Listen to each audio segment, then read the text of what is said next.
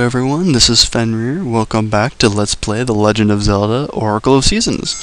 Last time, we visited the land of Subrugia and got us the Rod of Seasons and the Winter Power. So now, we can continue. We're outside the second dungeon, and inside, Level 2 Snake's Remains. Don't understand. Anyway, immediately in the room, we have use of our Ember Seeds. Substandard. I do believe those stay lit, so we kind of want to walk off to the left first. Avoid those little douche heads. Oh no, shit. I'm on a roll! Yeah, enemies can also fall into pits, and those jumping thingies are really fond of jumping after you. So, if you're feeling retarded and you just want to kill things, jump in the hole and they'll follow. Anyway, we got 5 rupees, useless from the chest. And in this room, it's locked behind us, and we encounter a snake. I don't know if it has a name, it's just a snake. If you enter the same area as they do, they start charging you at fast speeds. But if you kill them all, you get a key. And the door also opens so we can leave. Yeah. Most dungeons are substandard. And they do stay lit, cool. Anyway, you'll notice a lot of pots around here. We ignore those, for the most part. Kill the slimes. Ooh, and, yeah, as it hits me, I remember. Some lamps, like that, can spit fireballs at you, but most of them stop if you kill everything in the room. And we have snakes falling from the ceiling in this room. Kills them all. Die, thank you. And you notice that all these are uniform, except for this one, so you want to push it to the right. And we have another treasure chest, and it's a compass. Unfortunately, once again, I don't use the map because it's gimpy. Anyway, we head up one room, and we have moblins, and the door locks behind us. Oh, and snakes.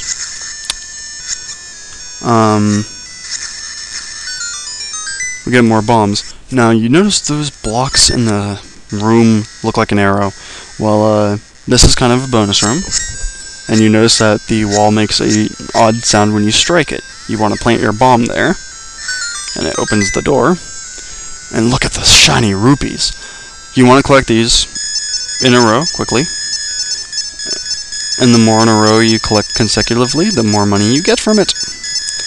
This is a one-time thing, but its payout is huge, because we now have over 400 rupees. You can hold up to 999 of any money right now. And we already went to the... Yeah, let's go up this time. In this room, we have these guys. They can't be killed by average means. What you have to do is swing your sword and knock them into pits. It's best to get their sprites on top of each other. That way you can just hit one and it'll count. Anyway, these guys are pig knights, as I've mentioned before. And this room also gives you bombs to chuck at them, because we can't jump. Thus, not able to go over there and beat the living crap out of them with our swords. They're kind of stubborn, and hard to hit at times. Especially since we're throwing our bombs. But they only take 1 bomb each, and damn it! We get the power bracelet. If we hold... I'll demonstrate that in a sec, but I want to equip it first. And I also want to get my bombs back. Thank you. Anyway, back in this room. With this little tart again. In the hole. In the hole. In the hole, thank you. You see this treasure chest is surrounded by pots. Go next to the pot, use the power bracelet, hold it, and then pull back on the control pad, and you can lift it and throw. Or drop. Anyway, we have the dungeon map. I'm doing this for completion purposes. Otherwise, there would be no point to it. Anyway, we go to the right. And we have the slimes, red, this time. I think these are actually this game's version of the Choo-Choo. If anyone's ever played, Majora's Mask or, Wind Waker. Anyway, that stone was a little out of the symbiotic relationship of the other, so you move it, and we enter this room. This room sucks, because it has those really big thingies. If you remember the little ones, It's exactly what you think. It's just the bigger version of the littler ones. The littler ones. Little thing I haven't mentioned. Items can fade away if you're not fast enough to get them. Anyway, we go south, and you see these blue things. You can push them all you want, but nothing will happen, so you use the power bracelet. Hold it down, and you can move it that way. Pretty nifty. Beware of the keys. They don't hurt, but they're annoying. Anyway, we come up these stairs, and we're outside. And there's health and junk, and we can actually leave this way, because see those rocks? We can pick them up now. So it's a quick exit if you're looking for one. Inside the chest is a gaseous seed. And go to the left, and there's another staircase. And down here, we're back in the dungeon. More snakes. There's a theme here, if anyone's noticed. Green choo-choo. At least I'm pretty sure that's what that is. In this room, coming up, you want to make sure you're stocked up on bombs, if they'll give me any. Please? I love you. I want bombs. Die. I think it's this one. Oh, no. Here we go. He sells 10 bombs for 30 rupees. I'll take it. I have money. Anyway, in this room, you have a time limit. You have to drop bombs on these cracked tiles really quickly. If you take too long in the room, the chest in the center will disappear. It's kind of a cheap out, but whatever. As long as you are quick about it, you should be able to do it in just enough amounts of time. Be careful not to get hit by our bomb. Those hurt. Open the chest and we have a key. Yes, this room was actually mandatory, which made it a little bit difficult for first-time players who weren't good at using the bombs, because honestly this is the first time I remember that you're actually required to use them, so it gets kind of difficult. Anyway, we leave the way we came and re-enter and re-equip the power bracelet so we can move this damn thing. Again, ignore the bats. Fucker. I won't die often enough for you guys who like watching me scream, but I will die. I will fall down many pits. I will get crushed many times by those big thingies. But other than that, I've practiced and I'll try not to waste your time. Anyway, in this room, you get bombs. Yay. And you see these same cracked panels. Bomb them.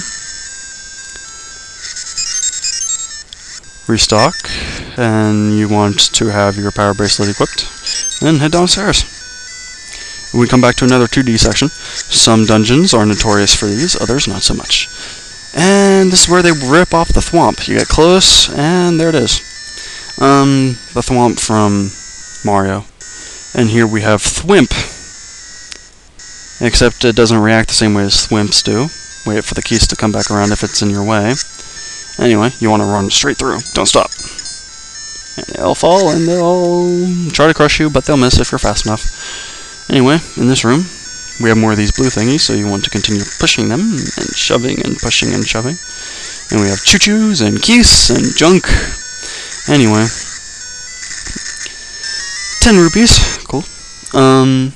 Again, for first-time players, I'm trying to act like a noob at the whole Zelda thing, aside from how I get through dungeons so quick. This is generally so... I mean, it's an LP, it's a walkthrough, I might as well show how the game works, and I know a few of my friends have actually never played Zelda, so that's why I'm kind of acting like no one knows a damn thing. Anyway, see the cracked floors? If you stand on them too long, you'll fall, and it creates a pit. Anyway, enter the key door. And we have the mini-boss. It is a face. This one actually itself took me a while to figure out. You want to avoid that because those they work like regular pits. He always appears in the same place. You want to drop a bomb in between his eyes. And he starts spitting fire like that, but there's not a whole lot you can do about it. Sometimes the ground just shakes and these bug thingies come out. You can actually go the entire fight without this happening. You want to be severely careful of the pits. Damn. The bug thingies that he spew can drop you supplies if you need it. Oh, damn it. And he's down. I think it's like 5 hits and he's down. Anyway, he drops a fairy and another portal shows up, again leading you back to the beginning of the dungeon. Capcom, because you made this particular Zelda game, that wasn't too smart of you. I mean, it's kind of hard to figure out. It's only the second dungeon. Give them some slack. I mean, that's why you have video walkthroughs and guides on GameFAQs, I guess, but a lot of first-time players don't think of that, and it's kind of hard to figure out. Anyway, we have a key, so we might as well enter. These thingies, the sparkies, equip your boomerang, and if you hit them with the boomerang, they become fairies. This is an interesting little thingy to remember. Most things that you can't damage with your sword are damageable by the boomerang. Keep that in mind, always. Kill the Stolphus, get those out of your way. Another snake room. Let them come to you until you can move through like that and not have them interrupt you. Kills them all. Go down here. And we have a platform with a big pit room thing.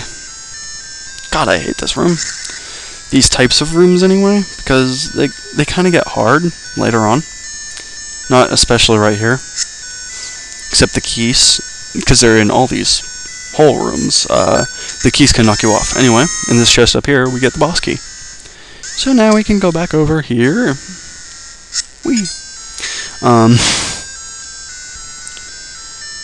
Down here, we have this room in particular.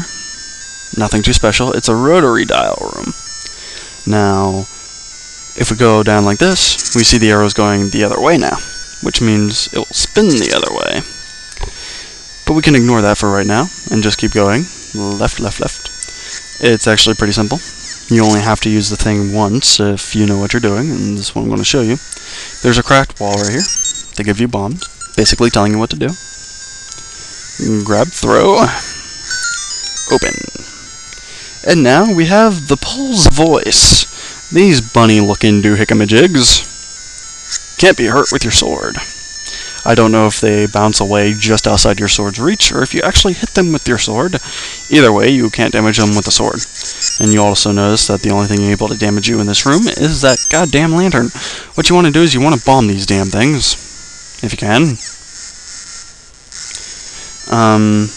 Another classic way of doing it would be finding pots or something in this room, which there are none, which kind of worries me, because I don't know, it doesn't really worry me, per se.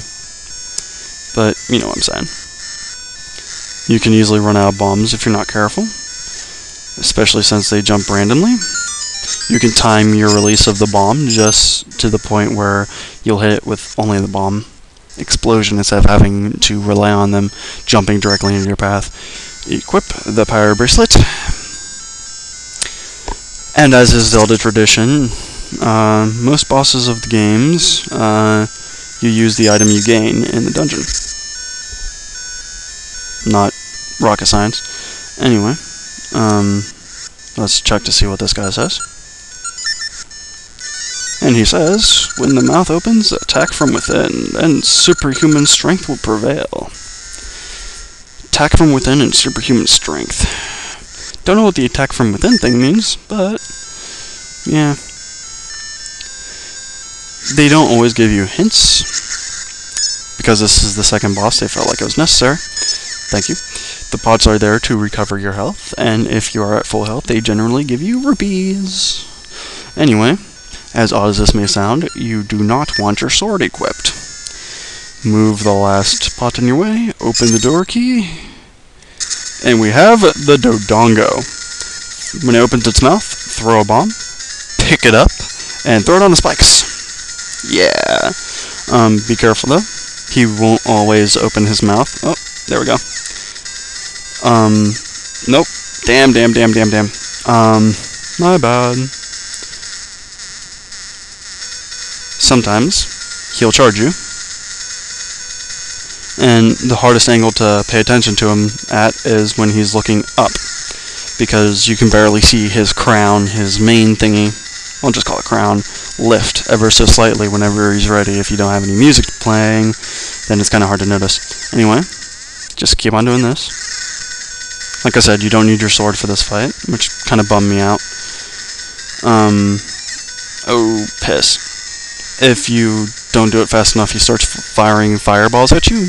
They're easy enough to dodge. It's not really a huge concern.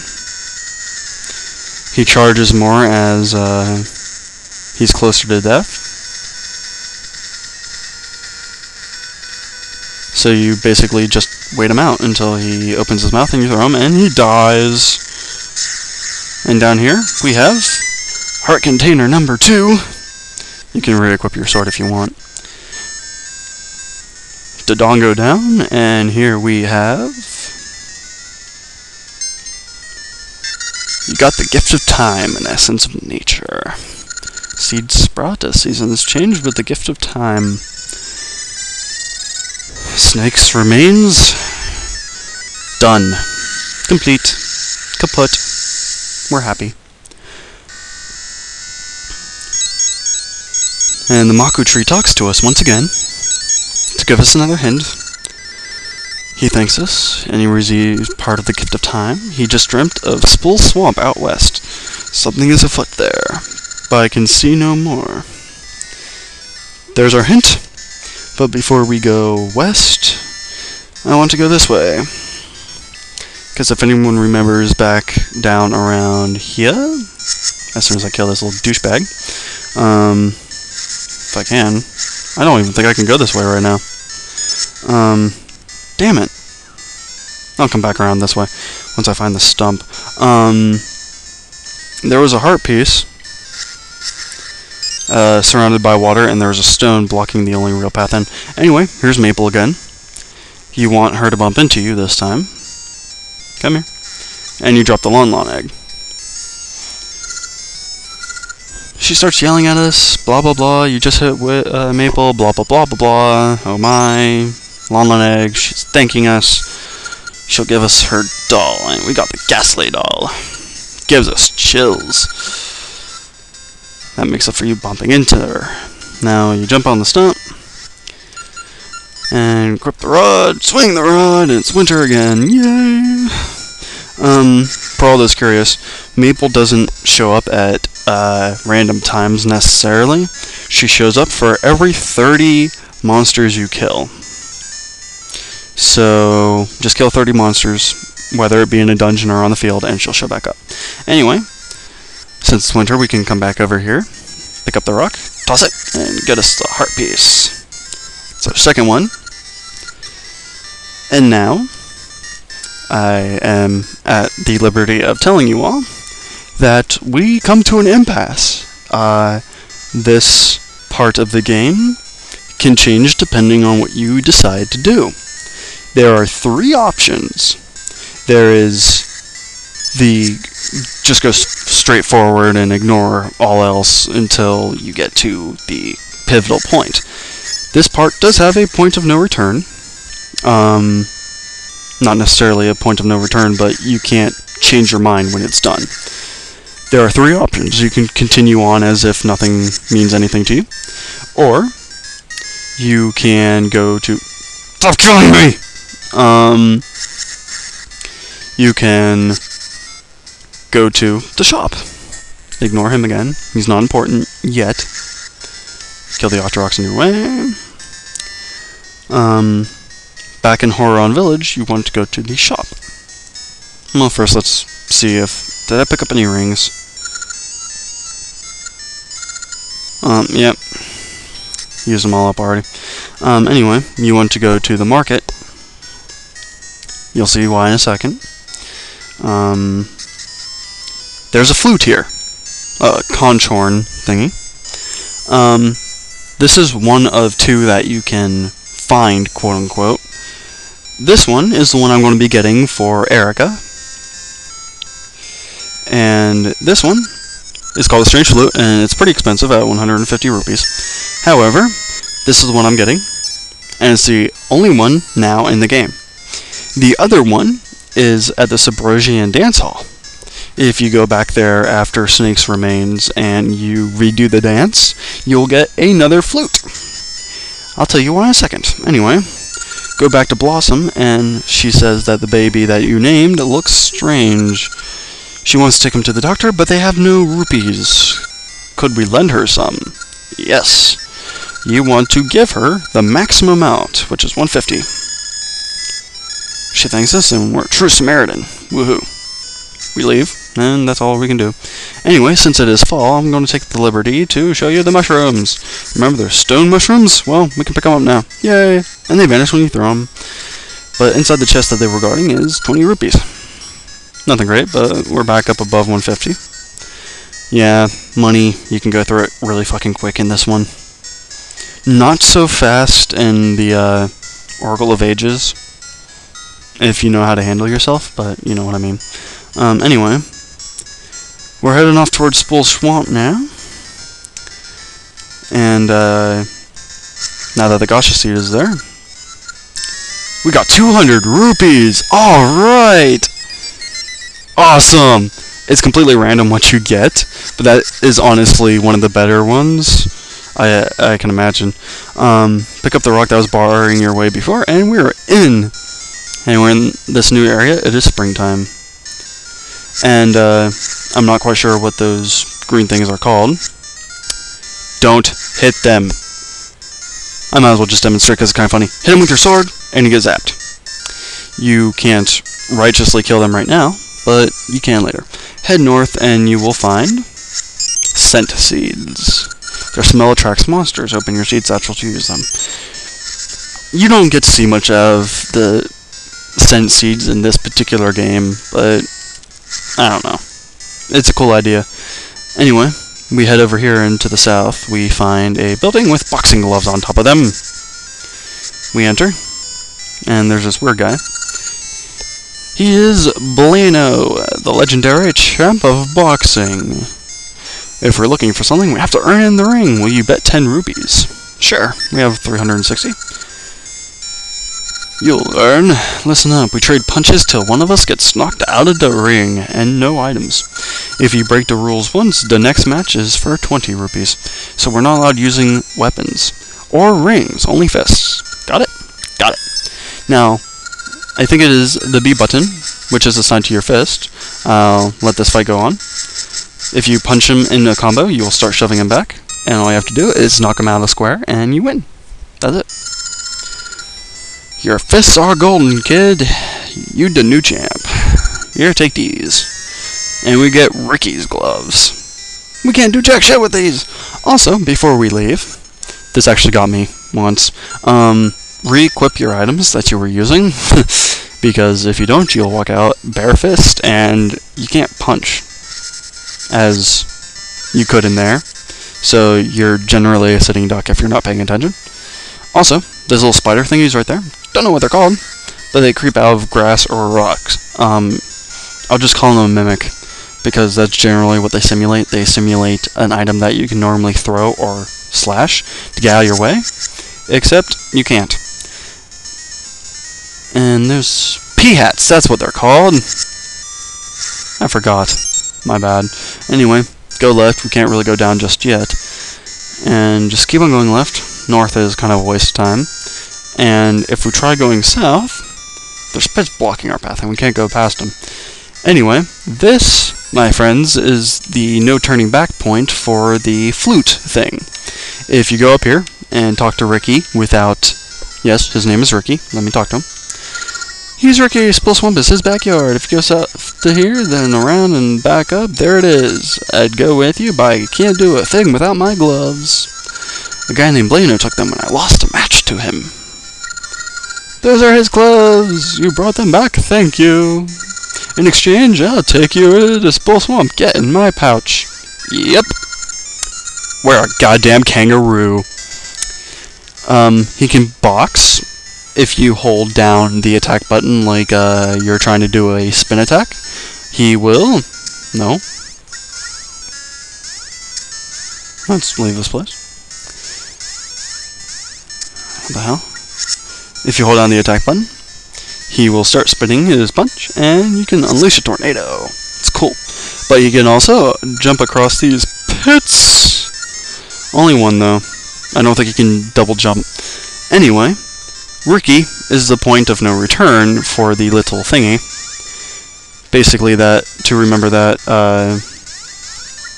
if you go there without buying the other flute or getting the other flute from the Subrosian dance, you are stuck with Ricky. Yes, there are more than just Ricky. Anyway, he can punch the shit out of these little green things, so do so. The gloves stop the electric shock. Anyway, that'll be the end of the video for right now. This has been Fenrir, and next time we'll head into Spool Swamp and see what trouble we can get into. Until next time, everyone, I hope to see you soon. Take care.